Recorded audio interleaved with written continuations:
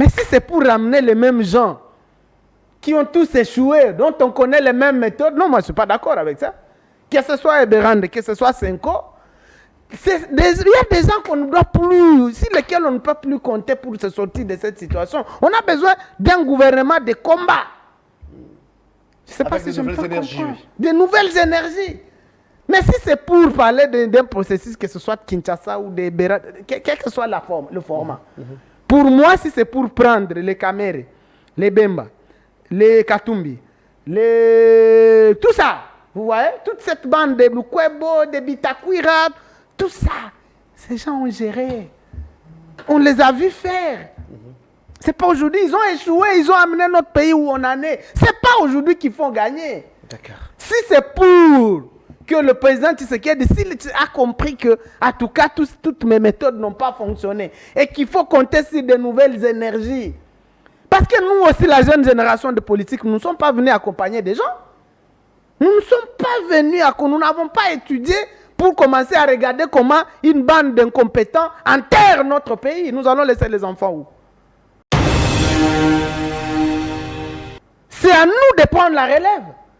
Pas à ces gens qui ont échoué lamentablement. Nous, on veut que le président Tshisekedi comprenne qu'en tout cas, tous ces gens-là, Bemba, il était ministre de la Défense. Il a échoué lamentablement, toutes nos localités sont tombées. Aujourd'hui, il a la solution? Non. Kamere, il était ministre de l'économie. Aucun centime n'a quitté dans le taux de dollars, c'est monté, c'est monté. C'est aujourd'hui, il va réussir. Bitakwira était ministre du développement rural. Il a développé même 1 kilomètre chez lui. La route de chez lui, le lac Tanganyika a tout emporté, il faut lui demander. Il n'y a même pas une route où passer chez lui à Ouvira là-bas. Mais il y a des gens comme ça, M. Guélor. Une bande de gens comme ça. C'est ça qu'on veut nous ramener encore et nous dire, c'est ça qui va mettre fin à cette guerre. Non! Parce que depuis 2019, on est avec lui, il sait. Fayou l'a toujours demandé qu'on puisse se mettre ensemble. Or, mais c'est lui qui doit comprendre, doit savoir, c'est qu'en politique, il y a la différence entre les postes politiques et les pouvoirs politiques. Depuis le régime, ce que Félix est en train de faire ici, il est en train de reproduire ce qui a été fait par le régime Mobutu. Kabila l'a fait dans un passé récent ici, où l'IDP s'était construit comme l'aquarium, où Kabila venait piocher à tout moment. Les matins, monsieur qui vient donner la piqûre à Papa Tshisekedi, les après-midi, c'est lui qui devient le ministre de la Santé. Vous comprenez? Mais alors, on vous donne des postes politiques peut-être pour assoupir un peu quelques difficultés sur le plan de l'estomac. Mais le problème, on ne fait pas la lutte pour avoir des postes. On fait la lutte pour répondre. Parce que si on veut avoir l'argent, on peut faire le business. On peut aller dans les entreprises privées. Mais si vous prenez des responsabilités publiques, j'ai dit publiques, c'est pour répondre aux désirata de la population. Une autre vérité que M. Lick ne veut pas dire, c'est quoi? C'est qu'on peut se mettre ensemble aujourd'hui. Mais si on ne parvient pas à régler le vrai problème, le vrai problème c'est quoi? C'est là, elle reprend même dans l'exposé des motifs de notre constitution. C'est que depuis 60 jusqu'à aujourd'hui, ça pose un problème de l'accession, c'est-à-dire le mode d'accession au pouvoir. La plupart qui ont pris le pouvoir depuis 60, soit par le coup d'état institutionnel, soit par le coup d'état militaire. Alors lorsqu'on doit se mettre ensemble, on doit définir le vouloir vivre ensemble pour éviter, parce que M. Lick est mieux placé, il sait que ce qui se passe dans la partie orientale, ce n'est pas une guerre classique, c'est une guerre par procuration. Kagame et Museveni n'ont jamais déclaré à la face du monde que nous sommes en train d'envahir le Congo. Ils disent que ce qui se passe au Congo, même à l'époque de Bemba, de Kabila, c'est un problème de Congolais. Maintenant, il faut éviter que d'autres clients, il vient de donner l'exemple de Thomas Lubanga ici. C'est-à-dire, aujourd'hui, Nanga peut décéder, peut mourir. La guerre ne prendra pas fin. Aujourd'hui, Kagame et Museveni peuvent mourir aujourd'hui. Mais les enfants vont continuer l'affaire. Ici, on doit définir d'abord le vouloir vivre ensemble. Pour qu'il y ait plus d'autres Nanga, d'autres Bemba, d'autres Laurent Désiré Kabila, d'autres Thomas Lubanga, d'aller traverser de l'autre côté pour donner les éléments de langage à ces gens-là. Il y a un processus légal de Luanda et de Nairobi qui sont couverts, ces processus sont couverts même par une résolution. Mais le problème de M. Feti, c'est que ça n'a pas commencé par lui, même par le régime passé. C'est le pouvoir ou rien. Ça dit même aujourd'hui, s'il y a un démon quelque part qui appelle Félix et qui dit non, celui qui a signé le accord au pouvoir, il va partir. Aujourd'hui, on vient de nous apprendre, si nous prenons dans des médias internationaux, qu'on doit céder nos minéraux, vendre, donner ça aux Américains. Est-ce que le débat a été fait dans l'Assemblée nationale? Parce que l'article 213 de la Constitution dit ceci. Les chefs d'État, certes, peuvent ratifier des accords internationaux. Vous comprenez? Des accords économiques. Mais ça doit être discuté au sein de notre institution qu'on appelle gouvernement. Et il y a une autre institution qu'on appelle parlement qui doit être saisie, c'est-à-dire le peuple doit être informé. Mais si nous gérons un pays comme une boutique privée, comme si nous sommes dans une jungle, et vous imaginez qu'on aura la paix. On peut nous envoyer l'armée russe ici. Cette guerre ne prendra pas fin. Parce que le militaire russe sera si pris qu'en face de lui, il y a un militaire congolais. En réalité, ce n'est pas congolais, c'est un Ougandais. Mais il est en tenue de FARDC. Lui pense qu'il est en train de négocier avec un major pour faire des opérations contre eux. Oh, il est avec un Rwandais. Ça dit qu'il faut d'abord se mettre ensemble. Même l'histoire des infiltrés, si moi je vous ai déjà dit, moi je ne parlerai jamais des infiltrés. Parce que sur le plan légal, sur le plan sémantique, un infiltré, c'est lorsque vos services sont visités par des gens ou soit par des services que vous ne maîtrisez pas. Mais lorsque nous passons dans toutes les négociations, dans tous les engagements, tous les accords que vous signez, dit à tel monsieur, lui, désormais, il est général dans votre pays. Lui, il est major dans votre pays. Et vous signez, il y a une ordonnance qui vient, voilà la liste des généraux. Et après toi, tu vas dire que ce sont des infiltrés. Ils sont infiltrés comment? Depuis Sun City. Et ces gens-là ne savaient pas qu'il y avait des Rwandais et des Ougandais. Et comment vous allez dire qu'ils sont infiltrés? Et 7 ans après, vous allez continuer à parler des infiltrés. C'est lui qui nous malmène aujourd'hui. Il y a eu le génocide du Rwanda en 94. Mais il a fallu à Kagame qu'il y ait 2 ans pour envahir un grand pays comme le Congo. Kagame n'a pas, avec les siens, n'ont pas attendu 10 ans pour organiser l'armée. Un grand pays comme les Zaïre a été envahi dans moins de 2 ans. Mais vous avez 7 ans au pouvoir. Vous n'êtes pas capable d'organiser une armée capable de rôder ce que le président Fayoulou n'a cessé de le dire. On est sous tête par la sécurité d'un État. Et aujourd'hui, notre sécurité, ce sont des Ougandais, ce sont des Burundais, ce sont des mercenaires. Et vous pensez que si on ne parle pas le même langage, nous allons là-bas, même si on nomme, retenez la date aujourd'hui, même si on nomme Likila, ministre de la Défense, qu'est-ce qu'il va faire? Parce que dans ces pays-ci, on peut te donner les postes, mais on ne te donne pas les pouvoirs. Tu es le général, mais ton adjoint là, c'est lui qui te commande. Mais je dis, le temps ne joue pas à notre faveur. Avons-nous le temps de parler de toutes ces questions-là? Pendant ce temps, le M23 sera où? Je vous ai montré qu'ils sont à la route de Kisangani. Et si un jour, en tout cas, je ne le souhaite pas, par impossible, que le M23 s'empare de Kisangani, je vous dis, la nature de cette guerre change totalement. La guerre aura, à mon avis, pris le chemin de non-retour. Pas à notre faveur, hein? À notre défaveur, bien sûr. Parce que quand vous êtes à Kisangani, vous êtes au fleuve Congo, qui est navigué, au bief navigable du fleuve Congo jusqu'à Kinshasa. Vous comprenez ce que je veux dire, non? Donc l'ennemi n'aura plus besoin d'aller contourner. Non, il a le fleuve Congo, navigable, et où il n'y a presque pas de force. Faisons attention. Ce n'est pas ici le moment de déterrer toutes nos vieilles conflits. Qu'est-ce que vous, Luc, urgemment, vous pouvez demander en ce moment urgemment, Félix Tshisekedi, à Kabila, à Fayoulou, à Muzito, à Nanga, à Matata, à Sesanga, tout ce monde-là. Urgemment. Que diriez-vous à... Très bien. Urgemment. Là, nous avons besoin d'un gouvernement de guerre, un gouvernement de combat qu'on n'a jamais eu. Depuis que le Bunagana est tombé, depuis que des gouvernements, il y avait hier Moussa Maloukonde, aujourd'hui c'est la Madame Souminoa. Il n'y a rien, aucun gouvernement de combat là-bas. Alors, vous demandez au président Félix de... Un gouvernement de combat. Oui. Et dans ce gouvernement, il n'y a pas de Congolais indispensables. L'erreur, c'est de vouloir croire qu'on peut avoir l'unanimité. On ne l'aura pas. De amener même la Senko, on n'aura pas l'unanimité. Il y aura des gens qui vont refuser, qui vont dire le Senko même c'est qui. On en voit déjà. Ça c'est dit déjà, oui. C'est ça, on se connaît dans ce pays. Donc on n'aura pas l'unanimité. Les autres vous diront qui est Bérande. Voilà. La Senko, c'est qui? C'est qui elle-même. Voilà. Voilà. Donc on aura toujours ce genre de problème. On ne peut pas avoir l'unanimité. Plutôt que de chercher à avoir tout le monde, ce qui sera peut-être difficile. Faisons avec ce qu'on peut faire. Je vous ai montré. Je vous ai montré que, regardez, Katumbi a déjà travaillé. Ouais. Si Katumbi dit qu'il ne va pas venir, où est le problème? De toutes les façons, on sait déjà ses méthodes. Il a été avec Kabila pendant combien? 15 ans. Katumbi a accompagné Kabila à enfoncer notre pays pendant 15 ans. Et c'est aujourd'hui qu'il a une solution. S'il avait une solution, pourquoi il ne l'a pas donné à Kabila 15 ans durant? Notre pays serait un paradis. Il n'y a pas que ça. Donc, Kabila d'abord, Kabila, lui, on a même besoin de Kabila. Pour qu'il fasse quoi? Oui, mais qu'est-ce qu'il va dire? Parce que si on en est là, c'est lui. Le problème du pays, c'est Kabila. S'il n'avait pas changé la volonté de tout un peuple, exprimé dans des urnes en 2018, on n'en serait peut-être pas là aujourd'hui. Pourquoi on va devoir maintenant chercher Kabila aujourd'hui? Laissez Kabila parler, crier ou aller où il veut, ce n'est pas un problème. De toutes les façons, c'est lui le problème. Lui et Nanga. Nanga, c'est le problème. Donc, plutôt, le président devait comprendre l'urgence, c'est un gouvernement de combat. Un gouvernement de combat. Constitué de nouvelles énergies. Des gens qui comprennent le problème et qui vont droit au but vers la solution. On doit se sortir de cette agression avant que Kisangani ne tombe.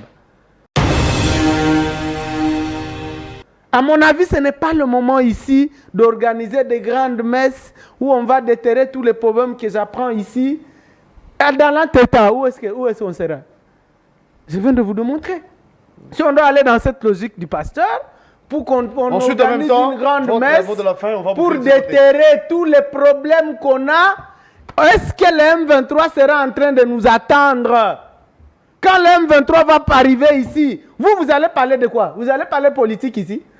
On va tous fuir, il n'y aura pas de Fayoulou, il n'y aura pas de Tshisekedi, il n'y aura personne. Vous voulez qu'on en arrive là parce que vous voulez rester dans des querelles interminables. Voilà moi la politique que j'ai refusée. C'est ce genre de politique que moi j'ai refusé. On doit attendre des arts de Bemba, des arts de Cameroun, de Lukwebo. Bemba aussi a le même discours que vous. Hein. Bemba aussi accuse Kabila qui est à la base de tout ce qui se passe. Non, ce n'est pas à lui de l'accuser. Lui, il est au gouvernement. Lui, il est au gouvernement. Bemba est au gouvernement. Et quand on est au pouvoir, on n'accuse pas. On agit. Bemba, est-ce que moi, je ne suis pas au gouvernement? Si je suis au gouvernement, je ne vais pas accuser, je vais agir.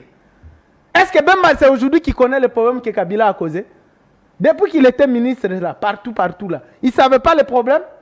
On ne vient pas apprendre le problème au pouvoir. Bemba est au pouvoir, il ne peut pas accuser, il doit agir, il doit nous donner des solutions s'il n'en a pas qui dégage. On a une classe politique tellement pourrie qu'on est arrivé à un moment où on ne sait plus faire la différence entre qui est dirigeant et qui est société civile, qui est Lucha, qui est police. On est tous les mêmes, nous tous on dénonce, même le président. On condamne, on accuse. Non, un président n'accuse pas, mon Dieu. Un président vient avec un programme, il le met en pratique, il donne des solutions. C'est quand on voit des solutions qu'on va comprendre que tel était mauvais. Tu n'as pas besoin de nous rappeler. Il veut comparer le schéma, soit la démarche de M. Bérande et la démarche de père spirituel. Il veut les comparer, ils estiment, soit lui estime que ils sont en même pied d'égalité, ils travaillent. Non. Mais M. Bérande, il est dans les schémas, lui-même, je crois, dans son propos introductif, il a dit que les régimes fait en sorte soit les régimes court-circuités. Il a dit ça. C'est-à-dire qu'on a placé les MCC pour bloquer les schémas, soit les procédures de Kinshasa. Il ne peut pas aussi comparer ça. En dehors de ça, M. Bérande, c'est un bras droit, c'est un collaborateur de Félix. Oh, mais c'est lui qui sait très bien que même dans les assises de Sun City, même si je peux aller plus loin, à la conférence nationale souveraine, même les assises de la CENCO, pourquoi pendant la conférence nationale souveraine, Mobutu n'a pris l'initiative? Parce que le régime de Mobutu à l'époque faisait partie du problème. En 2003, c'est la même chose. Kabila ne pouvait pas mettre tout le monde tout autour de lui. Parce qu'il faisait partie, il a fallu chercher, un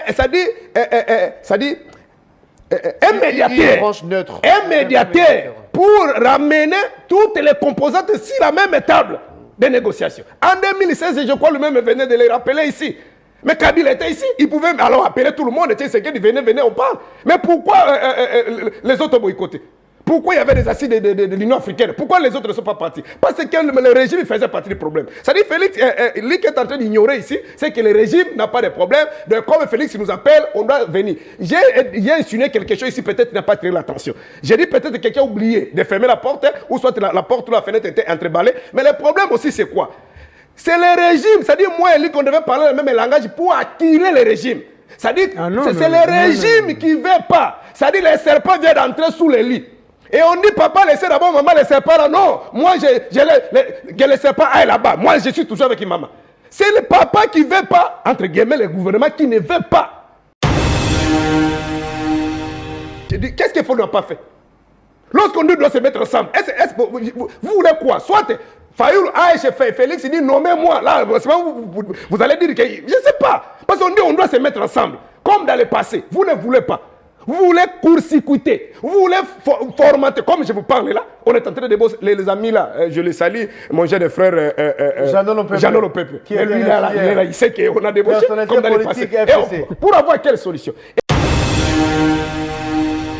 Et la différence aussi avec moi et Luc en termes de la compréhension de la crise, c'est que Luc veut réfléchir comme ceux qui sont au pouvoir. C'est-à-dire le pays est agressé. C'est-à-dire c'est une armée extérieure, un pays étranger qui vient nous agresser. Oh, en réalité, c'est une guerre par procuration. Bien sûr, il y a des pays voisins qui soutiennent nos compatriotes, mais il y a d'abord nos compatriotes qui sont là. Et lorsqu'il dit que nous sommes en train de se distraire ici, l'M23 va arriver. Oui. Mais il venait de dire ici que les prêtres, non, mais les prêtres ont vu ces gens-là. En d'autres termes, les prêtres ont la capacité de dire à ces gens-là que stopper d'abord, on doit se mettre à parler le même langage. Si ces gens-là avancent, c'est parce que le gouvernement ne veut pas. Non. Ah, mais monsieur, qui ne sait pas? Combien de fois Nanga avait pression? Nanga vu le M23 et après Nanga, ils ont pris Bukavu. Je te donne maintenant la vérité, que l'information que tu ne sais pas. C'est-à-dire... donc toi, tu travailles avec les prêtres. Donc tu es venu défendre tes histoires. Écoutez, moi, je suis ici en indépendant. Je vous en prie. Lorsque les prêtres ont été reçus par M. Féti Sekedi, en sortant, ils ont fait une autre déclaration. Mais le lendemain, et tout le monde sait comment Félix fonctionne. Les lendemain, ils sont allés voir, ils sont allés de l'autre côté. Et lorsqu'ils sont allés de l'autre côté, vous avez vu tout, même des pasteurs qui sont proches du régime. Pakanga Bango, Bantoki, tout ça. Et Félix envoie les siens pour faire des communiqués contre l'église. Que moi, je ne les connais pas. C'est comme ça. C'est comme ça que Bukavu a été touché. En d'autres termes, même les prêtres, vous êtes venus, je crois même la personne l'a dit, même l'autre là, Senga dit. Il dit, mais voilà, vous venez, bonnement, on vous reçoit, mais apparemment, les autres ne sont pas d'accord. Si tel est le cas, on avance. Mais c'est ça la réalité. Donc, faire confiance à ces gens parce qu'ils jouissent d'une crédibilité tant nationale qu'internationale. Donc, les prêtres là ont la capacité de nous mettre ensemble. Et dans un passé récent, ils nous ont mis ensemble avec Kabila, ils nous ont mis ensemble, même à San City. L'église n'a pas fait une lettre pour participer. C'est le sont des Bégira qui ont demandé que l'église participe. Même à la conférence nationale, c'est-à-dire nous reconnaissons. Si Félix aujourd'hui a les problèmes avec l'église, c'est comme Kabila à l'époque. Parce qu'apparemment la démarche de l'église risque de bloquer le système. Or, Félix avec les siens pense que comment ils vont faire pour arriver à 2028, peut-être quand ils vont débaucher tout le monde, ils vont aller au-delà de 2028, peut-être organiser une transition après 2028. Ils sont dans les schémas de pourrissement. Donc le problème c'est Félix. Le problème c'est pas Fayoul. Et il ne faut pas comparer M. Eberand et les prêtres frères. Eberand peut aller voir Nanga, Nanga va le recevoir. Eberand peut aller voir, appeler Fayoul peut le recevoir. Mais l'église, là, les gens qui vous voyez là, même ceux qui sont à l'opposition, même les musulmans, je ne parle pas ici en termes de foi, mais par rapport à l'élite politique, nous avons beaucoup de respect. Vous avez vu Monseigneur demander de marche ici en 2016, même l'imam de l'église musulmane est sorti pour marcher. Donc ceux qui peuvent faire ça, c'est Masséchal. Et aujourd'hui, ils ont le soutien de l'ECC. Bienvenue à ce nouveau Nice Press, amis fidèles téléspectateurs. Nous sommes très heureux de vous savoir en ce moment en train de nous suivre. Eh bien, vous y étiez prévenus depuis hier que nous allons recevoir pour vous des invités qui l'autre fois étaient de la même formation politique. Aujourd'hui, c'est vrai, les tendances diffèrent. Nous avons l'honneur et le plaisir de recevoir Luc Malembe, qui à nos jours, on va dire que l'autre fois est sidé, mais aujourd'hui indépendant. Et de l'autre côté, c'est le pasteur Serge Taboko qui porte la voix de Martin Fayoulou sur ces plateaux. Il est Sidé, il est la Mouka. Ensemble, nous allons vous parler non pas parti politique, mais plutôt nous allons parler République. Nous allons vous parler de ce qui se passe à l'Est et les sécurités. Nous allons vous parler du gouvernement de l'Union nationale qui verra le jour sans doute prochainement. Nous allons vous parler des tractations qui se fait entre la délégation congolaise et celle du M23 à Doha, au Qatar précisément. Toutes ces questions seront évoquées. À titre de rappel, hier, il y a eu des nominations ou encore de nouvelles nominations, si pas permutation, au sein de la police nationale congolaise. Blaise Kilimbalimba, qui l'autre fois supervisait la ville-province de Kinshasa, est permuté pour le Haut-Katanga. Ici à Kinshasa, il y a une autre personne qui est venue. Nous allons vous en dire plus. La situation de la mort de cet officier, plutôt de cet agent de l'ordre, policier ou encore roulage, assassiné par le dispositif sécuritaire de Madame Souminois, ça a fait jaser et ça continue à faire couler encre et salive. Eh bien, nous allons également émettre un point de vue là-dessus. Je m'en vais saluer mes invités, tout en vous rappelant que les consultations se poursuivent, comme j'avais dit au départ. Et aujourd'hui, le conseiller spécial du chef de l'État, M. Eberand, va recevoir l'ancien Premier ministre Adolphe Muzito. Il sera reçu aujourd'hui. Hier, c'était le FCC, s'il faut le dire comme ça, via notre ami et frère Jeannot Lompempe. Mais déjà, il y a le FCC à l'ancien communiqué pour remettre en cause, n'est-ce pas, cette apparition du FCC via Jeannot pour dire que le FCC avait boycotté. Le FCC se disait de ne pas être considéré ou encore considéré par rapport aux consultations. Nous allons vous parler de tout ça. Je m'en fais saluer Luc Malembe. C'est vrai, ça fait longtemps. Ouais. C'est un plaisir pour nous de vous retrouver encore. C'est vrai, on avait l'habitude de vous recevoir sur ces plateaux comme Essidé, comme Martin Fayoulou, comme Lamouka. Mais aujourd'hui, on reçoit Luc Malembe comme indépendant politique congolais. Vous nous revenez fraîchement de l'Est. Avec vous, on aura plus de précisions, encore de détails par rapport à ce qui se passe sur le terrain. Merci d'être là et bon mercredi à vous. Bon jeudi plutôt à vous, cher Luc Malembe. Bonjour, messieurs les journalistes. Bonjour à tous les téléspectateurs de la RTVS 1. C'est un plaisir d'être là. Ça faisait environ 2 ans que je ne suis pas ici. Parce que je suis chez moi à Bouna. Vous savez, moi, ma base politique, c'est à Bouna, en Ituri. Et c'est là que je suis. Donc, je suis actuellement à Kinshasa.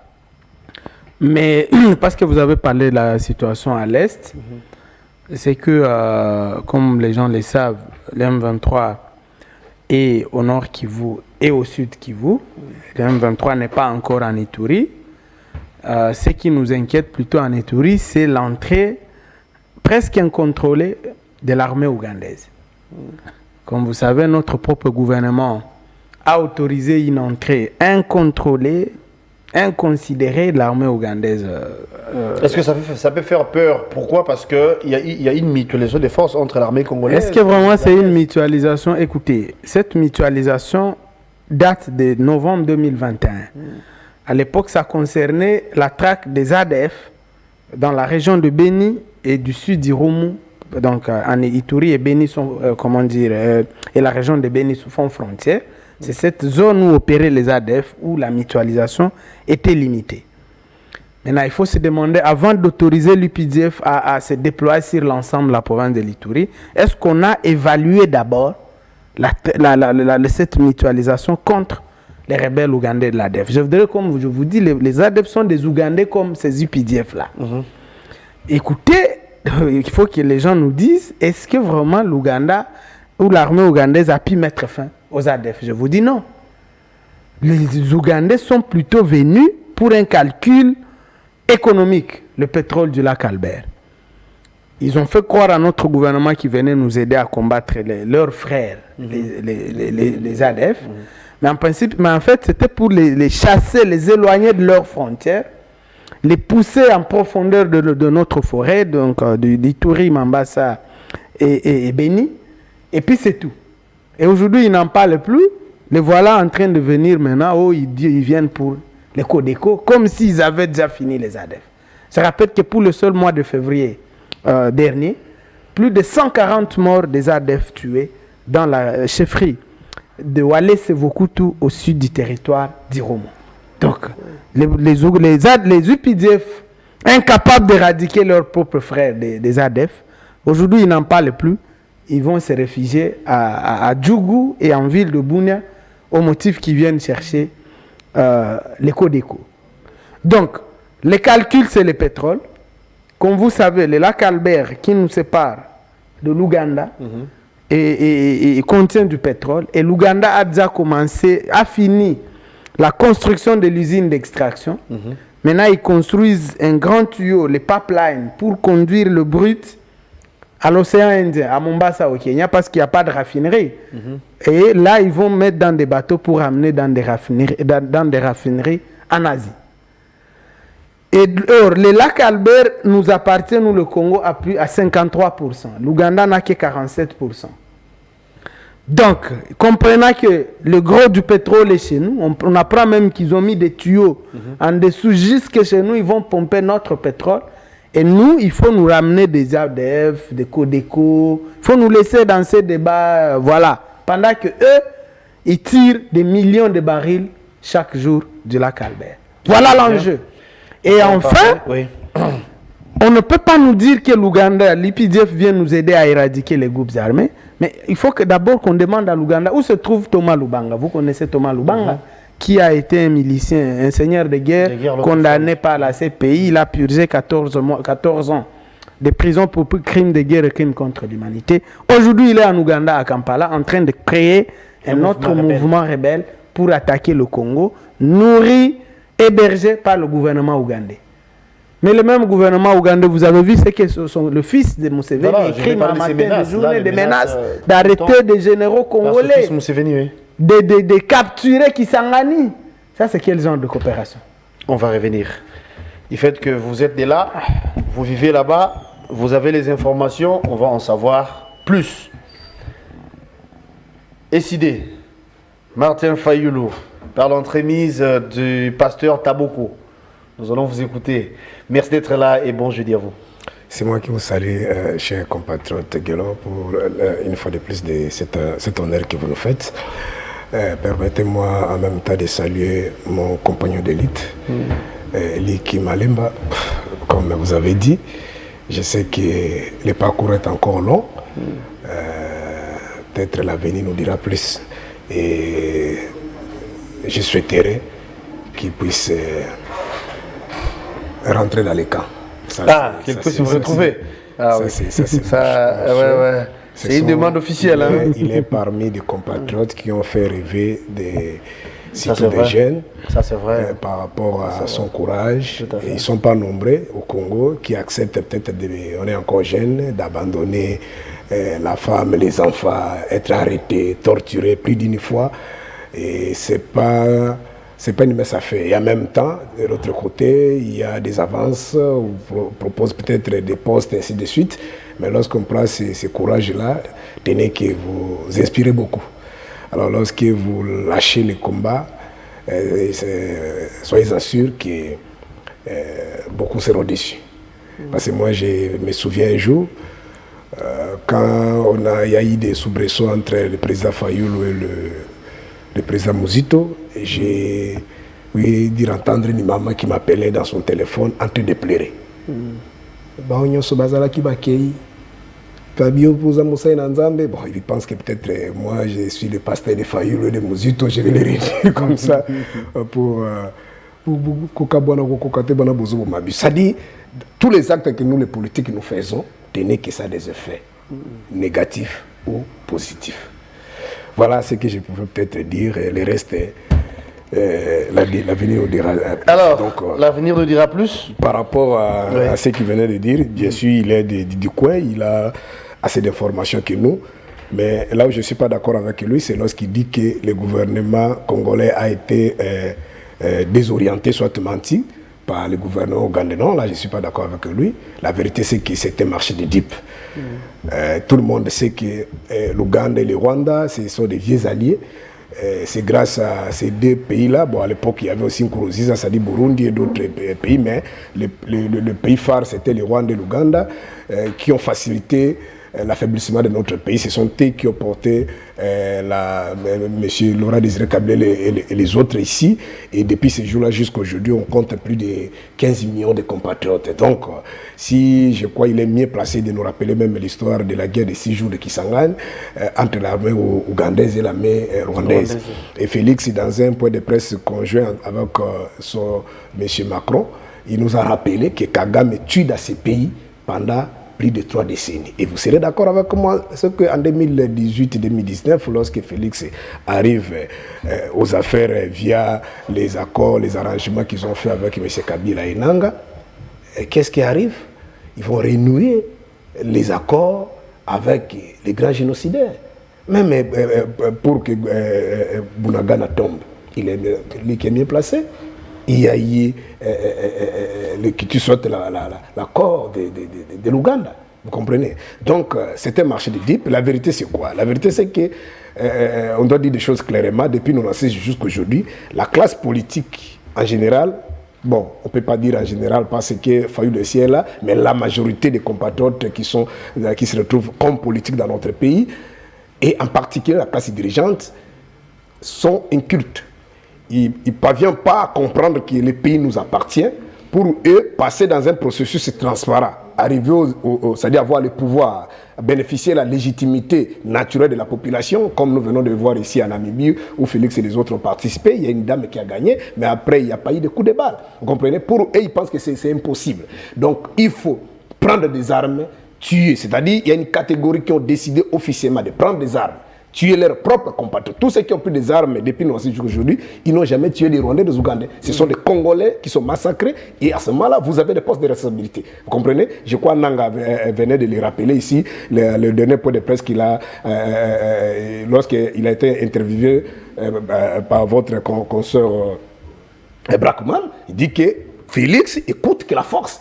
C'est-à-dire tout le monde est convaincu qu'au Congo, pour arriver facilement au pouvoir, soit il faut prendre des armes, soit on fait ce qu'on appelle le coup d'État institutionnel. C'est-à-dire vous allez organiser un truc semblable aux élections et similaires comme ça, parce que vous avez l'armée, la police, vous allez maîtriser l'opposition, vous avez des milices et tout ça, et on est là, on s'impose. C'est-à-dire, si vous voulez entrer dans ces carrés-là, vous voulez bénéficier de quelque chose, il faut faire le dialélo, c'est-à-dire commencer à chanter ceux qui sont là, et à ce moment-là, vous avez votre espace. Et le cas contraire, pour entrer dans les carrés, il faut prendre des armes. Voilà la réalité. Maintenant, Museveni et Kagame sont conscients. Ils savent que les Congolais ne se mettront jamais ensemble. Donc, ils ont la facilité de bénéficier encore d'autres clients. Même maintenant, comme il est en train de venir, il n'a pas l'assurance, et tout le monde sait qu'il ne sera pas le dernier Congolais à prendre des armes. Même si par magie il arrive ici, demain il y aura d'autres Congolais qui vont encore prendre des armes. Je crois, je vais d'attendre, Thomas Lubanga est armé là-bas par les Ougandais. C'est-à-dire, à part Thomas Lubanga, il y a encore d'autres Congolais qu'on est en train de préparer. C'est ça la réalité, c'est ça le comble. Alors, lorsque vous avez des officiels qui prennent les risques, le courage d'aller signer des accords, comme le conseil de Félix a dit, que lorsque nous avons pris le pouvoir, nous on n'avait pas la possibilité d'aller vendre nos minéraux, nos matières premières, parce qu'on n'allait pas acheter, nous on n'a pas un candidat d'adresse. C'est Kagame qui a un candidat d'adresse. C'est grâce à Kagame qu'on peut acheter. Et on amène nos minéraux là-bas. Chez un génocidaire. Et comment vous pouvez dire que le gouvernement a été roulé? Non, c'est fait à dessein. Et vous allez voir, il y a une rhétorique, surtout votre fameux ministre de communication qui va vous dire, nous avons l'ennemi commun il tient en Ouganda, il tient. Est-ce que vous avez déjà entendu que ces gens-là tuent en Ouganda? De tout le monde, comme lui qui venait de dire ici, l'ADF là, ce sont des rebelles ougandais. Mais si vous avez des rebelles, par exemple, congolais, ils vont tuer dans leur pays. Parce que les rebelles, c'est un groupe de compatriotes qui se rebellent, qui ne reconnaissent pas les gestions en place. Mais ils sont rebelles ougandais. Comment ils tuent au Congo, ils ne tuent pas en Ouganda? Non, les autres, ce sont des rebelles rwandais. Pourquoi ils ne tuent pas au Rwanda, ils tuent au Congo? Donc non, c'est un marché de dupes et les autorités des Congolais savent ça.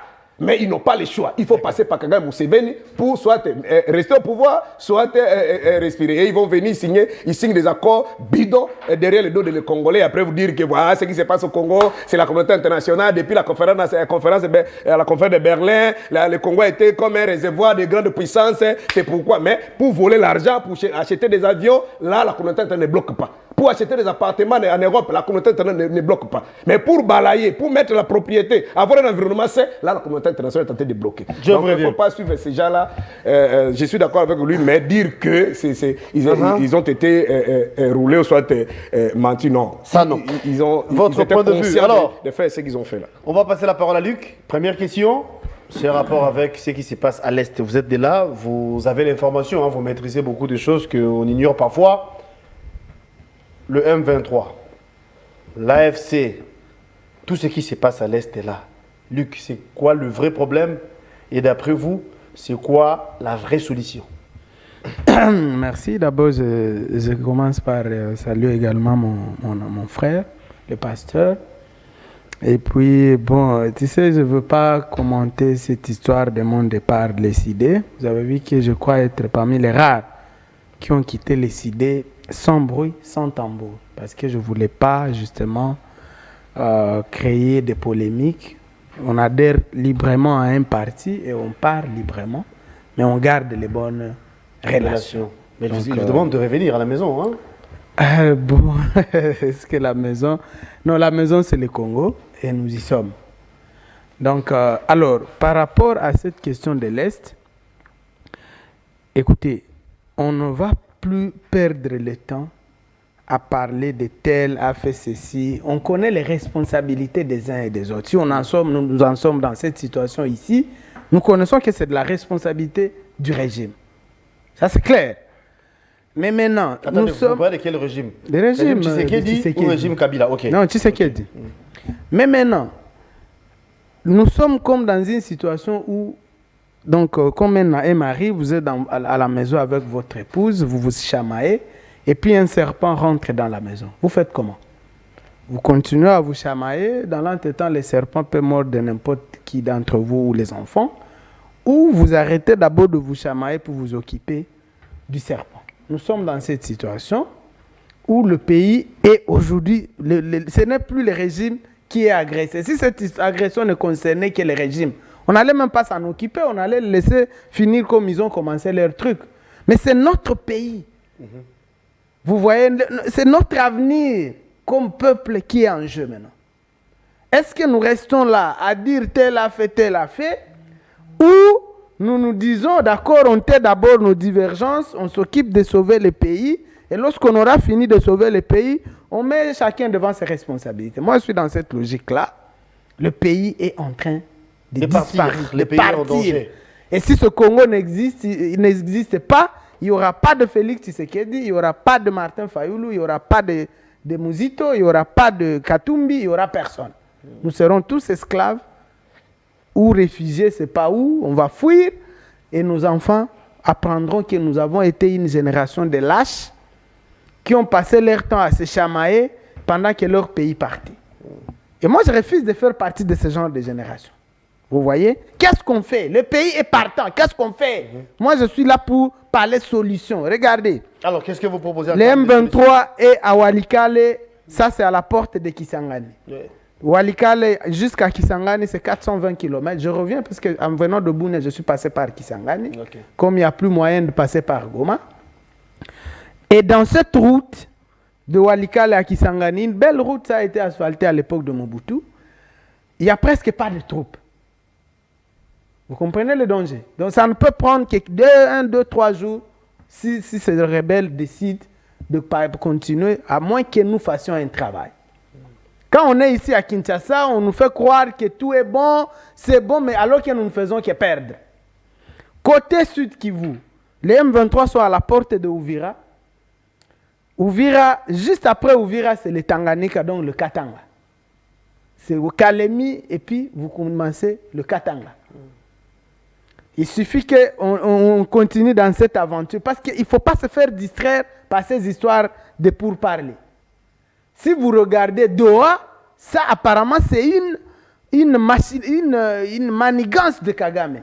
Kagame a créé Doha pour enterrer Luanda. Comme Luanda ne lui semblait pas favorable, comme le président Joao semblait plus proche du Congo que de lui, je crois que, parce que vous avez vu, Doha est venu tout simplement mettre la croix sur les assises de Luanda. Ordoa où nous nous amenons là, apparemment c'est Kagame qui contrôle bien la carte. Là-bas, n'oubliez pas que le Qatar a beaucoup investi au Rwanda. Qu'au Congo, le Qatar a plus d'intérêt. Rwanda Airways même, ce sont des capitaux du Qatar. Et on parle de beaucoup d'entreprises, des Qatarites, qui sont là-bas. Qu'est-ce qui nous dit que nous, on contrôle là où on nous amène là? Vous voyez? Il y a un cessez-le-feu. Vous voyez que oui, le M23 s'est retiré de Walikale, le centre, mais il reste juste aux environs. Et ça ne rassure pas. Il y a eu si on doit dire ça, une note positive pour le gouvernement Tshisekedi, c'est que pour la première fois, on a senti Kinshasa acculé au plan diplomatique Kagame. Depuis que Kagame nous agresse, personne n'a pu inquiéter au plan diplomatique Kagame comme c'est le cas maintenant. Parce qu'il faut rester honnête. Et ça, il faut féliciter Madame la ministre des Affaires étrangères, qui apparemment, sa méthode a essayé de fonctionner sur ce côté-là. On a vu une pluie de condamnations. On a vu le monde entier, en tout cas, s'émouvoir et dire, mais finalement, c'est Kagame aussi, lui aussi, 30 ans, on ne fait que tuer, on parle toujours des Tutsis, des génocides rwandais. Je crois que les gens sont maintenant fatigués. Mais vous avez dit aussi qu'il ne faut pas faire foi. Il faut pas voilà, parce que j'essaie d'entrer dans la logique de Kinshasa ici. D'accord. Parce que une victoire diplomatique est éphémère si elle n'est pas accompagnée d'un changement de rapport de force militaire. Or, si ce point-là, apparemment, on ne fait rien. Je vous ai dit qu'en venant à Kinshasa, je suis passé par Kisangani. J'ai vu le chef d'état-major général de FARDC là-bas. Franchement, je n'ai pas vu grand-chose en termes de riposte. On doit travailler. Ici, on est distrait dans des histoires, des consultations, de quoi on va en parler. On évoquera la question. On va en parler. Et donc, moi, j'ai dit, le succès diplomatique est éphémère. D'ailleurs, si vous regardez, la foule commence à diminuer. Ça commence à diminuer. Et si on laisse les choses comme ça, on va arriver à un point où tout le monde va en tout cas se lasser de ça et le M23 va continuer. Souffrez de vous poser une autre question avant de passer la parole de ce côté. Vous avez dit qu'il faut qu'on s'impose sur le terrain. Ouais. Vous étiez là personnellement à Kisangani, vous n'avez rien vu. Je n'ai pas vu grand-chose. Peut-être que c'est moi qui n'ai pas vu. C'est possible. Diplomatique, certes, il y a des sanctions, toute une pluie de sanctions, vous l'avez reconnu. Mais il ne faut pas non plus se fier à ça. C'est ce que vous avez dit. Il faut appuyer mais ça. Mais de l'autre côté, Martin Fayulu pense qu'il y a lieu que les politiques, les Congolais, se mettent ensemble autour d'une table. Il a surnommé, ou encore il a nommé sa proposition, les assises de Kinshasa. Oui. Donc, dialogue entre Congolais, comme l'autre fois, le chef d'État avait lancé un appel pour parler de la cohésion, l'unité nationale. Pensez-vous que si les Congolais se mettaient ensemble, parce que vous avez illustré, vous avez dit au départ, quand il y a un serpent qui entre dans la maison, il faut d'abord faire sortir ces derniers et se protéger, et puis vous allez voir les différents après. Pensez-vous que cette proposition faite par oui, peut nous être utile? Effectivement, parce que on ne peut pas gagner aussi une guerre alors qu'on ne parle pas le même langage. La façon dont Kabila conçoit la guerre ici n'est pas la même que Fayulu, n'est pas la même que Muzito, n'est pas la même que Mukwege, Katumbi, vous voyez. Et ça profite à l'ennemi, je suis totalement d'accord. Donc, l'idée du président Fayulu est de faire en sorte qu'on puisse parler. Et c'est que c'est comme si le régime n'en veut pas. Le régime a court-circuité l'initiative de la Senko par cette histoire de Eberande. Est-ce que c'est ça que Kinshasa croit qui va régler le problème? Je ne sais pas. Mais moi, j'ai dit, que ce soit Eberande, que ce soit l'initiative de la Senko, si c'est pour réunir les mêmes gens, à part Fayulu, à qui on peut accorder le bénéfice de doute parce qu'il n'a jamais géré, du moins en tout cas à un niveau élevé. Mais si c'est pour ramener les mêmes gens qui ont tous échoué, dont on connaît les mêmes méthodes, non, moi je ne suis pas d'accord avec ça. Que ce soit Eberande, que ce soit Senko, il y a des gens qu'on ne doit plus, sur lesquels on ne peut plus compter pour se sortir de cette situation. On a besoin d'un gouvernement de combat. Je ne sais pas si je me fais comprendre. De nouvelles énergies. Mais si c'est pour parler d'un processus, que ce soit Kinshasa ou des Béra, quel que soit le format, pour moi, si c'est pour prendre les Kamere, les Bemba, les Katumbi, tout ça, vous voyez, toute cette bande de Lukwebo, de Bitakwira, Tout ça, ces gens ont géré. On les a vus faire. C'est pas aujourd'hui, ils ont échoué, ils ont amené notre pays où on en est. C'est pas aujourd'hui qu'il faut gagner. D'accord. Si c'est pour que le président Tshisekedi, s'il a compris que, en tout cas, toutes mes méthodes n'ont pas fonctionné et qu'il faut compter sur de nouvelles énergies. Parce que nous aussi, la jeune génération de politiques, nous ne sommes pas venus accompagner des gens. Nous ne sommes pas venus, nous n'avons pas étudié pour commencer à regarder comment une bande d'incompétents enterre notre pays. Nous allons laisser les enfants où? C'est à nous de prendre la relève. Pas à ces gens qui ont échoué lamentablement. Nous, on veut que le président Tshisekedi comprenne qu'en tout cas, tous ces gens-là, Bemba, il était ministre de la Défense. Il a échoué lamentablement, toutes nos localités sont tombées. Aujourd'hui, il a la solution. Non. Kamere, il était ministre de l'économie. Aucun centime n'a quitté dans le taux de dollars, c'est monté, c'est monté. C'est aujourd'hui, il va réussir. Bitakour était ministre du développement rural. Il a développé même 1 kilomètre chez lui. La route de chez lui, le lac Tanganyika a tout emporté, il faut lui demander. Il n'y a même pas une route où passer chez lui à Ouvira là-bas. Mais il y a des gens comme ça, M. Guélor. Une bande de gens comme ça. C'est ça qu'on veut nous ramener encore et nous dire, c'est ça qui va mettre fin à cette guerre. Non! D'accord. Voilà. Pasteur Serge, vous avez suivi l'intervention de Luc Malébé, faisant d'une pierre deux coups. On parle de l'insécurité qui sévit à l'Est, n'est-ce pas? Il y a l'armée, en fait, le M23 qui continue à nous déranger un peu. De l'autre côté, il y a des tractations. À Kinshasa, les consultations se poursuivent. D'ailleurs, j'avais dit au départ, et je rappelle qu'aujourd'hui, on va recevoir Adolfo Muzuto, sauf imprévu, parce que ça sera un peu dans les heures suivantes. Les assises de Kinshasa prônées, proposées par vous, apparemment sans succès. Lika a utilisé une expression que Bérand est venu court-circuiter cette démarche qui était vôtre. Qu'est-ce que vous en dites? Merci beaucoup, M. Guélor, pour la question. Bon, je crois, M. Lick a dit, on doit dire des choses vraies.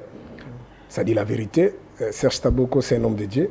Je ne supporte pas aussi ce qui est vrai dans ma vie. Je l'ai déjà dit plus d'une fois. Jusqu'à ma mort, je ne soutiendrai jamais Kabila. Mais moi, je ne supporte pas aussi des contre-vérités. Peut-être la différence... Même s'il venait avec la solution, par exemple. D'abord, il n'aura pas la solution. Tout ce que nous vivons aujourd'hui, Kabila a une lourde part de responsabilité. C'est pourquoi je ne vais pas entrer dedans. Okay. Mais lorsque mon ami, le co-débatteur, dit que depuis que cette histoire, soit depuis que la guerre a commencé au Congo, c'est pour la première fois de constater, de vivre cette intensité, on doit dire des choses vraies. Là, je ne suis pas aussi d'accord avec lui. Peut-être la différence entre les propos de Kabila et de Félix, c'est que Kabila n'a jamais dit que on va chasser Kagame au pouvoir, il va fouiller sa maison. Peut-être il n'a pas dit ça. Mais Kabila, en 2013, devant les députés nationaux à l'Assemblée nationale, il a dit haut et fort que notre agresseur s'appelle Monsieur, c'est-à-dire le Rwanda, M. Kagame qui nous agresse. Même les images existent où l'ancien secrétaire général des Nations Unies s'appelait M. Ban Ki-moon, qui a réconcilié M. Kabila et Kagame. Les images existent. En termes de dénonciation et de manifestations, vous serez d'accord avec moi qu'en 2012, il y a eu de grandes manifestations lorsque la ville de Goma a été touchée. Comprenez donc, il y a des déclarations de dénonciation, on l'a dit. Sans oublier que c'est une guerre de complicité. Mais nous avons, si le plan de forme, rhétorique, tous les différents régimes, soit les régimes passés et les régimes actuels, ont dénoncé comme tous les Congolais, même à l'extérieur, il y a eu des marches. De dire que ça n'a jamais été, ou soit c'est fait maintenant, là je ne suis pas vraiment d'accord. Alors, vous proposez le dialogue, les assises de Kinshasa, c'est comme ça qu'on appelle ça? Là où je suis d'accord avec lui, c'est que M. Félix Tshisekedi, avec les siens, tente de court-circuiter les processus de Kinshasa, mais ils ne vont pas réussir. Parce que, je l'ai toujours dit, hormis la lutte politique que nous faisons, Félix, c'est un chrétien. Il sait très bien que dans le mal, on ne peut pas sortir le bien. C'est-à-dire le régime est conçu sur les sables, dans les mensonges. Alors d'abord sur le plan légal. Sur le plan légal, la Constitution, dans son article 78, il dit ceci. Les chefs de l'État nomment le Premier ministre au sein de la majorité parlementaire. Dans les cas contraires, c'est-à-dire si cette majorité n'existe pas, il nomme une personnalité qu'on appelle informateur pour identifier celle-ci, c'est-à-dire cette majorité, en fait de nommer le Premier ministre. Mais ce que nous sommes en train de vivre aujourd'hui, Félix devant les siens, c'est-à-dire ses amis de l'Union sacrée, en violation aussi de l'article 96 de la Constitution, lorsqu'on est chef de l'État République démocratique du Congo, tu ne peux plus partenir dans des faits privés sur des organisations privées. Mais pour l'IDP, c'est malheureusement. Il dit officiellement, il promet aux siens, il dit que dans un avenir proche, il y aura un gouvernement où je vais impliquer aussi les autres qui sont à l'extérieur. En d'autres termes, Félix Tshisekedi devait laisser le cadre légal. Parce que dans le cadre légal, le Premier ministre, le gouvernement est ici de la majorité parlementaire. Maintenant, lorsque vous voulez jeter un coup d'œil ailleurs, c'est-à-dire il veut quitter le cadre légal pour aller dans un cadre particulier. Et le cadre légal, d'après vous, c'est les assises de Kinshasa? Ce que vous proposez là, c'est... Permettez-moi, c'est légal.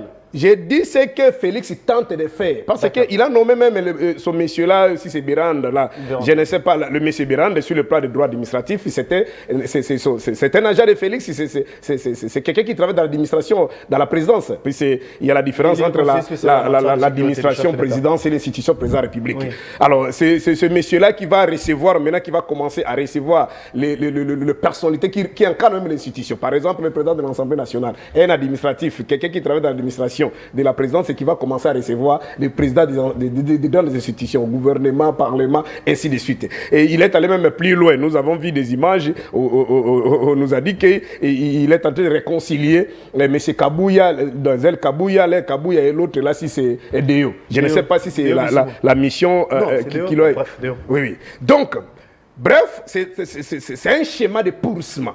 C'est-à-dire prendre le temps. Et les amis qui sont au pouvoir pensent que ça sera profitable pour eux. Parce que, comme M. Lee qui venait de dire, Félix ne supporte pas les schémas, les processus de Kinshasa, que nous avions souhaité que ces processus soient pilotés par des pères spirituels. Pourquoi? Parce que nous estimons la vérité, et ça c'est la réalité aujourd'hui, c'est que nous sommes pris dans un cadre légal.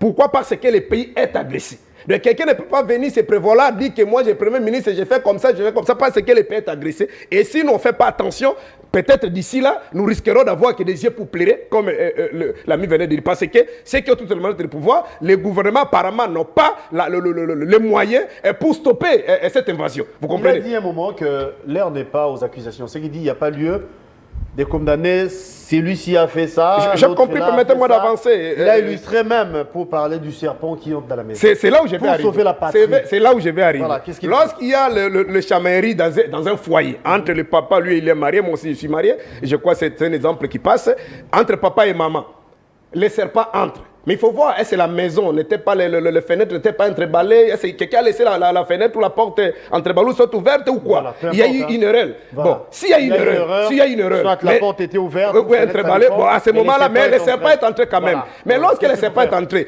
par rapport à l'exemple qui venait de dire, mais en réalité, celui qui ne veut pas de laisser le combat pour aller d'abord régler le problème de l'entrée du serpent, c'est le régime en place. Parce que depuis 2019, on est avec lui, il sait. Fayou a toujours demandé qu'on puisse se mettre ensemble. Or, mais c'est lui qui doit comprendre, doit savoir, c'est qu'en politique, il y a la différence entre les postes politiques et le pouvoir politique.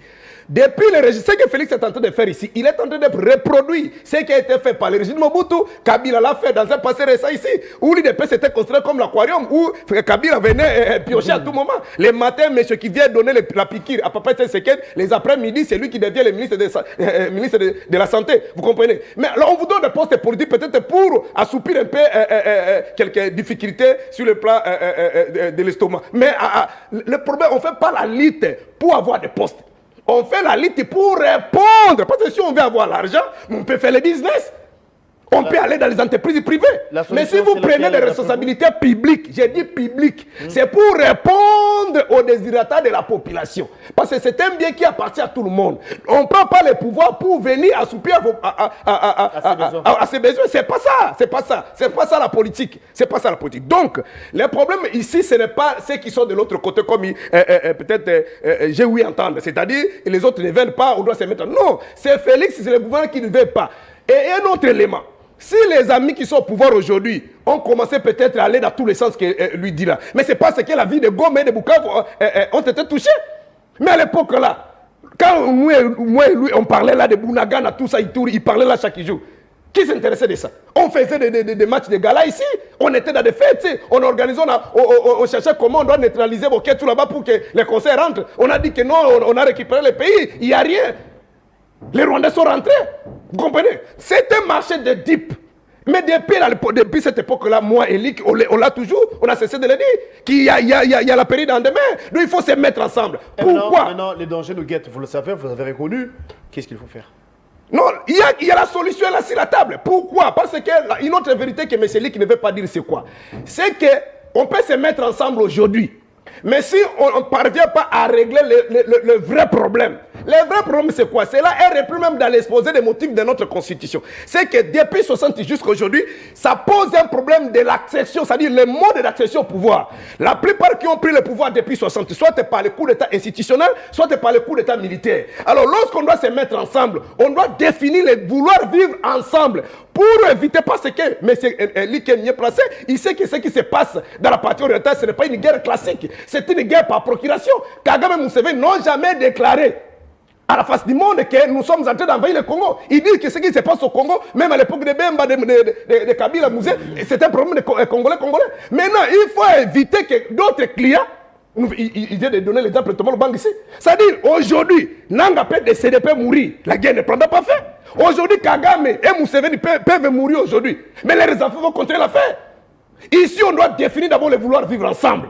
Pour qu'il y ait plus d'autres Nanga, d'autres Bemba, d'autres Laurent Désiré Kabila, d'autres Thomas Lubanga, d'aller traverser de l'autre côté pour donner les éléments de langage à ces gens-là. Voilà l'essence de l'unité. Mais lorsque c'est lui qui s'était marié, moi aujourd'hui j'ai peut-être la chance, permettez-moi, de parrainer plus de 5 couples. Mais s'il y a des problèmes dans un couple, on vous appelle, on dit que ça ne marche pas. Le mari vous dit non, la femme ne reste pas à la maison. Elle rentre 23h, je ne comprends rien. Alors toi, comme pasteur, surtout nous les pasteurs, non, vous êtes des enfants de Dieu, vous avez la Bible dit, la femme doit obéir à son mari, ça ne se passe pas comme ça. Il faut demander au mari, mais qu'est-ce qui arrive que ta femme commence à venir en retard, de ne plus préparer?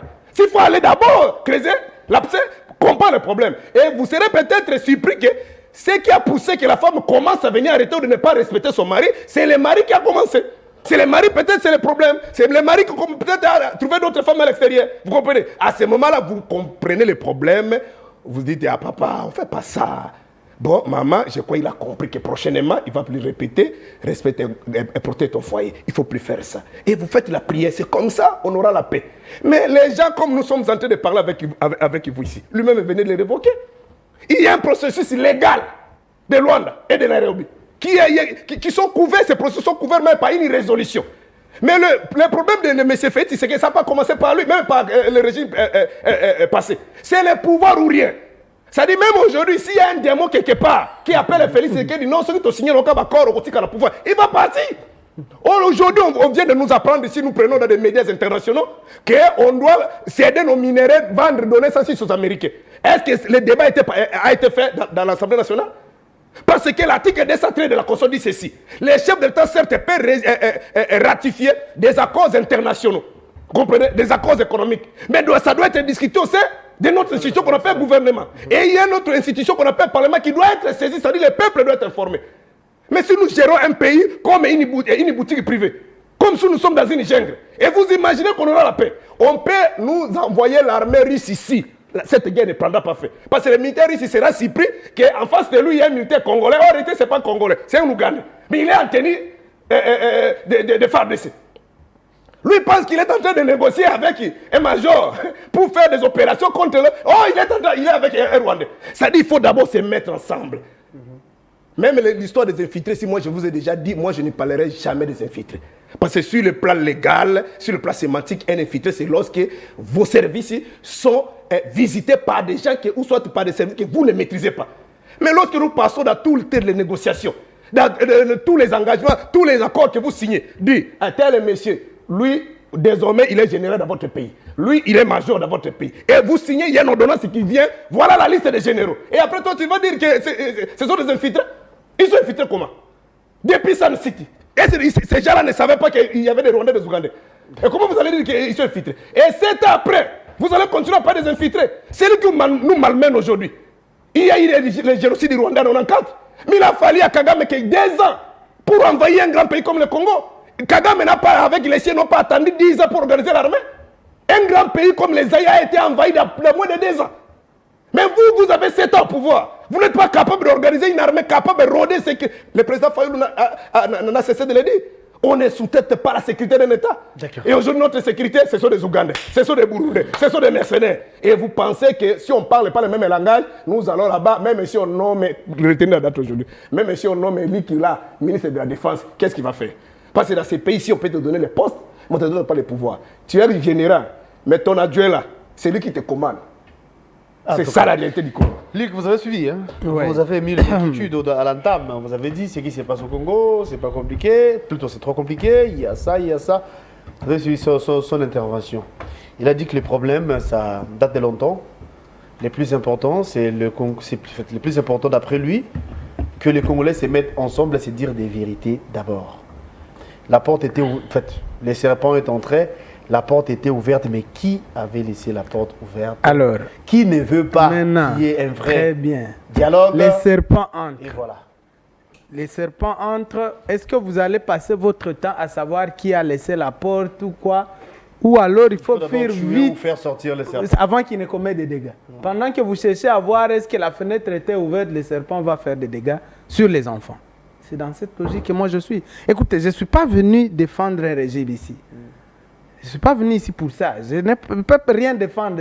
J'ai commencé par vous dire que si nous en sommes là, la responsabilité est du régime de Tshisekedi. J'ai commencé par le dire. Donc, il ne faut pas me rappeler des choses que j'ai déjà dit.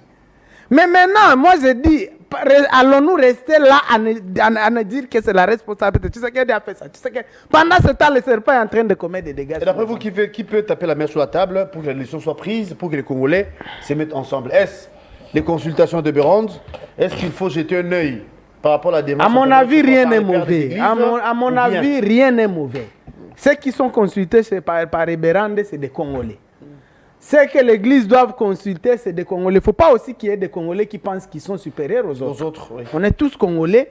Moi, je ne vois pas de problème. Je crois on doit devoir en arriver à Bérande, ce qu'il fait n'est pas mauvais. Les gens qu'il consulte, je n'ai pas été. Je ne suis ni demandeur ni preneur. Mais les gens qu'il consulte, c'est des Congolais. Je n'ai pas vu un Rwandais là-bas. Si il faut aussi donner la chance à la Senko, je ne vois pas pourquoi le régime est en train de vouloir bloquer la machine de la Senko, alors que la Senko semble avoir le soutien de l'opposition et de la communauté internationale. Je rappelle que la Senko a vu presque tout le monde dans la région. Ils étaient en Angola, en Ouganda, au Rwanda, même à Goma, à Ouarnanga. Ils étaient à Paris. Maintenant, là, j'apprends qu'ils sont aux États-Unis. Je crois qu'ils démontrent qu'ils ont un soutien incontestable au sein de la communauté internationale. Et surtout, il faut rappeler à quel point l'Église a toujours joué un rôle à chaque fois que notre pays est dans des situations comme ça. La CNS, c'était l'Église. L'accord de la Saint-Sylvestre, c'était l'Église. Je ne vois pas qui va le refuser aujourd'hui, mettre en cause ou en doute la légitimité de l'Église catholique. Donc, les deux processus, à mon avis, peuvent être fusionnés. Ce que Bérande aura récolté, on laisse aussi la Senko faire et on centralise, on trouve quelque chose. Mais je dis, le temps ne joue pas à notre faveur. Avons-nous le temps de parler de toutes ces questions-là? Pendant ce temps, le M23 sera où? Je vous ai montré qu'ils sont à la route de Kisangani. Et si un jour, en tout cas, je ne le souhaite pas, par impossible, que le M23 s'empare de Kisangani, je vous dis, la nature de cette guerre change totalement. La guerre aura, à mon avis, pris le chemin de non-retour. Pas à notre faveur. Hein? À notre défaveur, bien sûr. Parce que quand vous êtes à Kisangani, vous êtes au fleuve Congo, qui est au bief navigable du fleuve Congo jusqu'à Kinshasa. Vous comprenez ce que je veux dire, non? Donc l'ennemi n'aura plus besoin d'aller contourner. Non, il a le fleuve Congo, navigable, et où il n'y a presque pas de force. Faisons attention. Ce n'est pas ici le moment de déterrer tous nos vieux conflits. Qu'est-ce que vous, Luc, urgemment, vous pouvez demander en ce moment urgemment, Félix Tshisekedi, à Kabila, à Fayoulou, à Mouzito, à Nanga, à Matata, à Sessanga, tout ce monde-là. Urgemment. Que diriez-vous Très bien. Urgemment. Là, nous avons besoin d'un gouvernement de guerre, un gouvernement de combat qu'on n'a jamais eu. Depuis que le Bunagana est tombé, depuis que des gouvernements, il y avait hier Moussa Maloukonde, aujourd'hui c'est la Madame Souminoa. Il n'y a rien, aucun gouvernement de combat là-bas. Alors, vous demandez au président Félix de... Un gouvernement de combat. Oui. Et dans ce gouvernement, il n'y a pas de Congolais indispensables. L'erreur, c'est de vouloir croire qu'on peut avoir l'unanimité, on ne l'aura pas. De amener même la Senko, on n'aura pas l'unanimité. Il y aura des gens qui vont refuser, qui vont dire le Senko même c'est qui. On en voit déjà. Ça c'est dit déjà, oui. C'est ça, on se connaît dans ce pays. Donc on n'aura pas l'unanimité. Les autres vous diront qui est Bérande. Voilà. La Senko, c'est qui? C'est qui elle-même. Voilà. Voilà. Donc on aura toujours ce genre de problème. On ne peut pas avoir l'unanimité. Plutôt que de chercher à avoir tout le monde, ce qui sera peut-être difficile. Faisons avec ce qu'on peut faire. Je vous ai montré. Je vous ai montré que, regardez, Katumbi a déjà travaillé. Ouais. Si Katumbi dit qu'il ne va pas venir, où est le problème? De toutes les façons, on sait déjà ses méthodes. Il a été avec Kabila pendant combien? 15 ans. Katumbi a accompagné Kabila à enfoncer notre pays pendant 15 ans. Et c'est aujourd'hui qu'il a une solution. S'il avait une solution, pourquoi il ne l'a pas donné à Kabila 15 ans durant? Notre pays serait un paradis. Il n'y a pas que ça. Donc, Kabila, d'abord, Kabila, lui, on a même besoin de Kabila. Pour qu'il fasse quoi? Oui, mais qu'est-ce qu'il va dire? Parce que si on en est là, c'est lui. Le problème du pays, c'est Kabila. S'il n'avait pas changé la volonté de tout un peuple, exprimé dans des urnes en 2018, on n'en serait peut-être pas là aujourd'hui. Pourquoi on va devoir maintenant chercher Kabila aujourd'hui? Laissez Kabila parler, crier ou aller où il veut, ce n'est pas un problème. De toutes les façons, c'est lui le problème. Lui et Nanga. Nanga, c'est le problème. Donc, plutôt, le président devait comprendre l'urgence, c'est un gouvernement de combat. Un gouvernement de combat. Constitué de nouvelles énergies. Des gens qui comprennent le problème et qui vont droit au but vers la solution. On doit se sortir de cette agression avant que Kisangani ne tombe. À mon avis, ce n'est pas le moment ici d'organiser des grandes messes où on va déterrer tous les problèmes que j'apprends ici. Dans l'entretemps, où est-ce qu'on sera? Je viens de vous le montrer. Si on doit aller dans cette logique du pasteur, pour qu'on organise une grande messe, pour déterrer tous les problèmes qu'on a, est-ce que le M23 sera en train de nous attendre? Quand le M23 va arriver ici, vous allez parler de quoi? Vous allez parler politique ici? On va tous fuir, il n'y aura pas de Fayoulou, il n'y aura pas de Tshisekedi, il n'y aura personne. Vous voulez qu'on en arrive là parce que vous voulez rester dans des querelles interminables. Voilà moi la politique que j'ai refusée. C'est ce genre de politique que moi j'ai refusée. Des politiques improductives, des politiques de la polémique interminable et le pays ne fait que s'enfoncer. Moi je refuse de rester là à dire que je suis politicien, mais le pays disparaît sous mes yeux. Je refuse de porter ce genre de responsabilité devant mes enfants. Il faut plutôt amener des solutions. Il faut amener des solutions. Donc, allons droit au but rapidement. Que ce soit par Eberande ou par la Senko ou par qui que ce soit, un gouvernement de combat. Et le gouvernement de combat n'a pas besoin de n'importe quoi, de toutes ces têtes. Non, parce que je vous ai montré qu'à part Fayoulou, à qui j'accorde un bénéfice du doute, parce qu'il a géré à un certain niveau, mais tout le monde qui parle là, même si on les amenait, ils vont faire quoi? Ils vont changer quoi? Qu'est-ce que Kabila peut changer de la guerre du M23? Si on parle d'infiltration, de tout ça, de mixage, c'est lui qui a signé toutes ces ordonnances qui ont rendu Congolais, des Rwandais déversés dans les RCD, des Ougandais déversés dans les MLC. Qui a signé? C'est lui. Alors on doit attendre ce genre de personnes. On doit attendre des arts de Bemba, des arts de Cameroun, de Lukwebo. Bemba aussi a le même discours que vous. Hein. Bemba aussi accuse Kabila qui est à la base de ce qui se passe. Non, ce n'est pas à lui de l'accuser. Lui, il est au gouvernement. Lui, il est au gouvernement. Bemba est au gouvernement. Et quand on est au pouvoir, on n'accuse pas. On agit. Bemba, est-ce que moi, je ne suis pas au gouvernement? Si je suis au gouvernement, je ne vais pas accuser, je vais agir. Est-ce que Bemba, c'est aujourd'hui qu'il connaît le problème que Kabila a causé? Depuis qu'il était ministre, là, partout là, il ne savait pas les problèmes.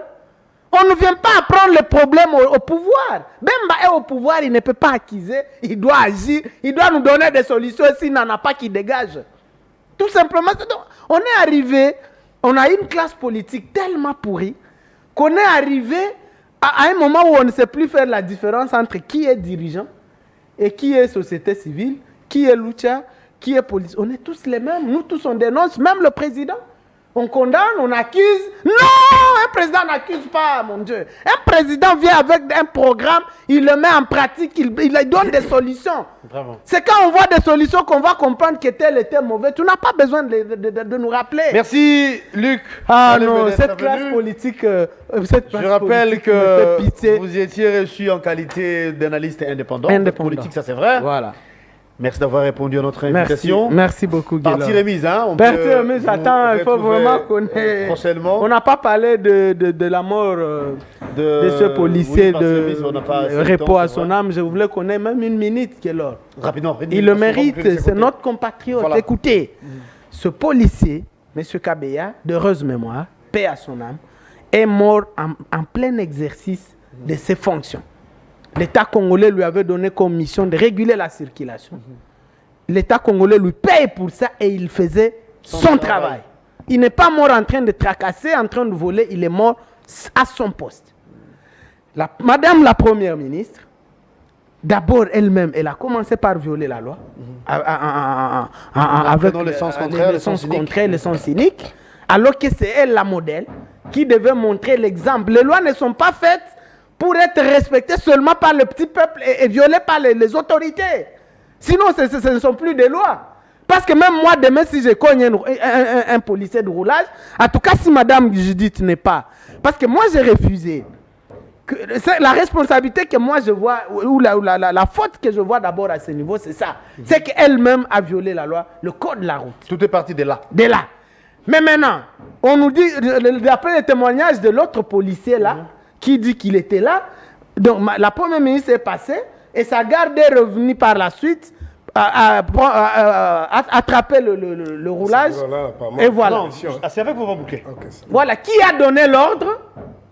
Je ne sais pas. Moi, c'est pour ça que je demande à ce régime, si vous voulez qu'on donne, que Madame la Première ministre garde un peu d'honneur, il faut la laisser aller en justice. D'accord.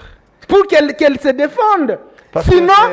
Personne ne va respecter la Première ministre si elle est épargnée de ce dossier. Parce que nous tous, on va penser qu'on l'a protégée et qu'elle porte la responsabilité du décès d'un officier de notre police. Merci beaucoup, Il y a un juge naturel de la Première ministre et la Cour constitutionnelle. Voilà. Laissez la Première ministre aller affronter la justice.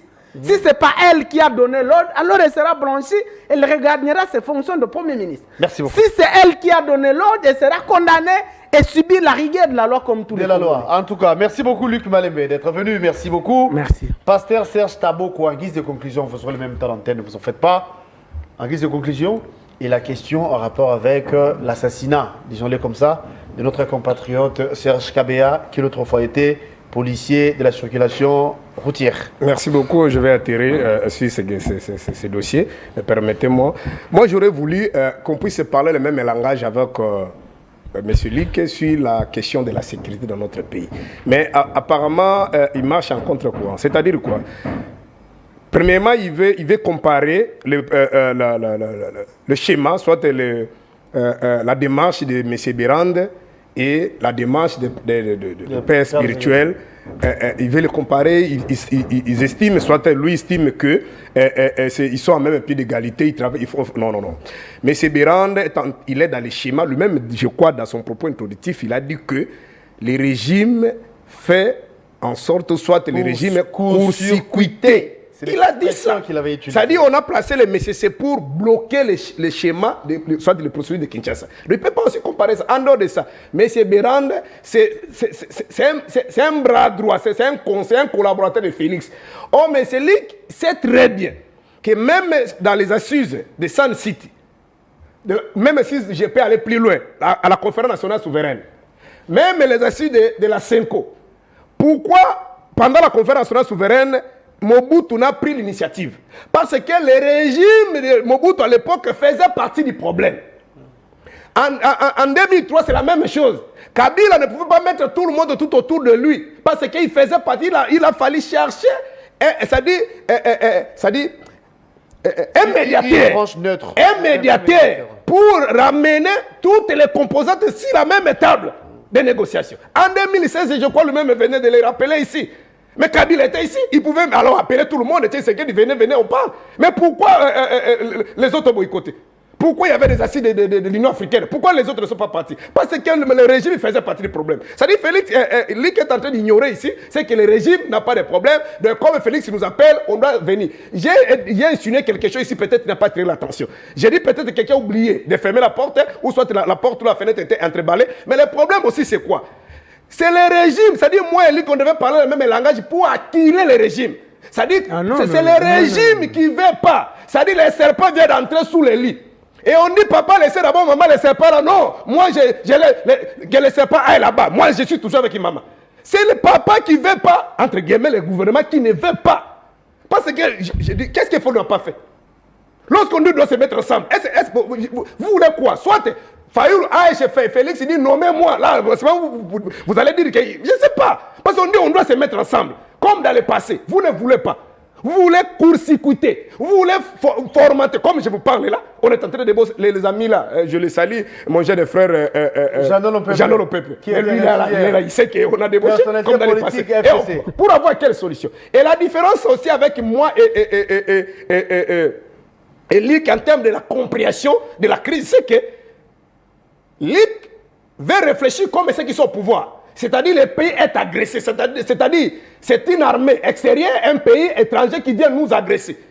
En réalité, c'est une guerre par procuration. Bien sûr, il y a des pays voisins qui soutiennent nos compatriotes, mais il y a d'abord nos compatriotes qui sont là. Et lorsqu'il dit que nous sommes en train de se distraire ici, l'M23 va arriver. Oui. Mais il venait de dire ici que les prêtres, non, mais les prêtres ont vu ces gens-là. En d'autres termes, les prêtres ont la capacité de dire à ces gens-là que stopper d'abord, on doit se mettre à parler le même langage. Si ces gens-là avancent, c'est parce que le gouvernement ne veut pas. Non. Ah, mais monsieur, qui ne sait pas? Combien de fois Nanga avec pression Nanga vit le M23 et après Nanga, ils ont pris Bukavu. Je te donne maintenant la vérité, que l'information que tu ne sais pas. C'est-à-dire... Ah, donc toi, tu travailles avec les prêtres. Ah, donc tu es venu défendre tes histoires. Écoutez, moi, je suis ici un indépendant. Je vous en prie. Lorsque les prêtres ont été reçus par M. Féti Sekedi en sortant, ils ont fait une autre déclaration. Mais le lendemain, et tout le monde sait comment Félix fonctionne. Les lendemain, ils sont allés voir, ils sont allés de l'autre côté.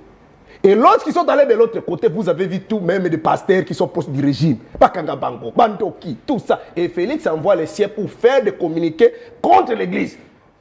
Que moi, je ne les connais pas. C'est comme ça. C'est comme ça que Bukavu a été touché. En d'autres termes, même les prêtres, vous êtes venus, je crois même la belle l'a dit, même l'autre là, Sengadi. Il dit, mais voilà, vous venez, bonnement, on vous reçoit, mais apparemment, les autres ne sont pas d'accord. Si tel est le cas, on avance. Mais c'est ça la réalité. Donc, faire confiance à ces gens parce qu'ils jouissent d'une crédibilité tant nationale qu'internationale. Donc, les prêtres là ont la capacité de nous mettre ensemble. Et dans un passé récent, ils nous ont mis ensemble avec Kabila, ils nous ont mis ensemble, même à San City. L'église n'a pas fait une lettre pour participer. Ce sont des Béjira qui ont demandé que l'église participe. Vous comprenez? Même à la conférence nationale, ça dit nous reconnaissons. Si Félix aujourd'hui a les problèmes avec l'église, c'est comme Kabila à l'époque. Parce qu'apparemment, la démarche de l'église risque de bloquer le système. Or, Félix avec les siens pense que comment ils vont faire pour arriver à 2028, peut-être quand ils vont débaucher tout le monde, ils vont aller au-delà de 2028, peut-être organiser une transition après 2028. Ils sont dans les schémas de pourrissement. Donc le problème c'est Félix.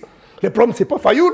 Et il ne faut pas comparer M. Eberand et les prêtres frères. Eberand peut aller voir Nanga, Nanga va les recevoir. Eberand peut aller voir, appeler Fayoul peut les recevoir. Mais l'église là, les gens qui vous voyez là, même ceux qui sont à l'opposition, même les musulmans, je ne parle pas ici en termes de foi, mais par rapport à l'élite politique, nous avons beaucoup de respect. Vous avez vu Monseigneur demander de marche ici en 2016. Même l'imam de l'église musulmane est sorti pour marcher. Donc ceux qui peuvent faire ça, c'est Masséchal. Et aujourd'hui, ils ont le soutien de l'église de l'ECC. Donc voilà un peu... donc, ce que nous sommes... Je termine. Là où je suis d'accord avec lui, il dit on sera surpris. Mais en 96, Avant 96, de 91, après le premier pillage, le deuxième pillage. Mais ce que nous sommes en train de vivre ici pendant 5 ans, c'est le même tableau. Ngwanda nous a dit avant de mourir ici, paix à son âme. Je disais au maréchal, faites attention à ces gens-là. Mais aujourd'hui, c'est la même chose. On fait croire à Félix qu'il contrôle tout. Mais nous serons surpris. C'est ça qui va arriver, on va tous fouiller. Et par rapport à un autre élément, peut-être j'avais oublié même dans 10 secondes, rapidement, dire que on doit jeter des Bemba les autres, la chère compatriote qui ces gens-là ont dirigé. Moi, je vous ai déjà dit ici, je ne soutiendrai jamais Bemba ni Kabila et ainsi de suite. Mais le problème, c'est qu'ils ont dirigé. Même s'ils ne sont pas là aujourd'hui aux affaires, mais ils ont laissé les siens là-bas. Ils ont des pions dans l'armée, dans la police de sécurité. Si aujourd'hui les choses ne marchent pas, mais parce qu'ils ont une certaine influence. Donc, on ne peut pas chercher une paix. S'il faut l'avait dit qu'on a négocié qu'avec Félix, on laisse ces gens-là, là, nous aurons peut-être dit non, mais comment on va. Mais ces gens-là, jusqu'aujourd'hui, mon frère Bassimi Mindouki, Bazo représente une force. Donc on doit venir ici, lorsque nous allons parler le même langage, et que selon notre idée, confier le processus des élections à l'église catholique, l'église protestante, et en 2028, on regarde des bonnes élections, c'est à ce prix-là qu'on peut avoir. Et dans l'entretemps, les M23 seront où? Non, ils seront avec nous. Non, parce qu'ils ont été considérés. Il a dit avec les églises. Hein, ils seront avec nous, frère, mais avec Eberenda, ils ne viendront pas. Alors, ça, c'est la vérité. Donc, avec je crois comme nous sommes sous pression du temps, donc je crois qu'on va parler le même langage avec Lick. Ce qui est vrai, les éléments constitutifs définissent ça, une infraction. Il y a d'abord les faits, il y a l'élément moral, soit l'intention, et il y a la loi qui a été violée. Mais il y a la jurisprudence. Dans un passé récent, bon, je crois il y a deux cas que je peux donner, à le cas de Jean-Pierre Bemba. Jean-Pierre Bemba serait trouvé à la CPI. Jean-Pierre Bemba n'a jamais foulé ses pieds en République centrafricaine. Mais c'est Dolly Makam. Il a été condamné, si c'est 10 ans ici. Ce n'est pas lui qui a utilisé l'arme pour tuer le médecin là. Vous comprenez? Donc, il y a ce qu'on appelle, ce qui est vrai sur le plan pénal, il y a l'infraction individuelle. Mais on doit aller dans un procès équitable. Malheureusement pour le cas de Congo, moi j'avais demandé même à cette dame de démissionner pour permettre à la justice de faire son travail. Et selon les informations, d'ici là peut-être Félix, quand il va finir de débaucher dans quelques parties de l'opposition ici, ils vont former un gouvernement. Et nous avons la ferme conviction que cette femme-là ne sera pas là. Au lieu d'attendre seulement qu'elle soit injectée, peut-être nommer une autre personne, avant qu'on avant et profiter quand on a un dossier, parce que depuis le Congo existait, c'est pour la première fois d'avoir une femme à la tête d'autres gouvernements. Ça a été un plaisir, mais malheureusement, ça soit aussi Akoufi. Parce que de toutes les façons, elle est partante. Les pauvres, elle est partante. Elle est partante. Qu'est-ce qu'elle protège encore? Quand on voit déjà les communicateurs du pouvoir attaquer un membre du gouvernement qui m'a sauvé ceci. En tout cas, alors c'est la fin de l'émission. Merci, Pasteur Serge, d'être venu. C'est moi qui vous remercie. Merci beaucoup, cher Lick. Merci, c'est moi qui est parti remise. On peut vous retrouver prochainement, comme je dis, parti remise. C'est la fin de l'émission. Merci, Pamphile, Makanda d'être là. Merci à la réalisation de Brandon Milanou. On vous retrouve demain pour un nouveau numéro. Les internautes, abonnez-vous à Nice Press Télévision, abonnez-vous à l'RTVS 1. Merci, à la prochaine. Merci.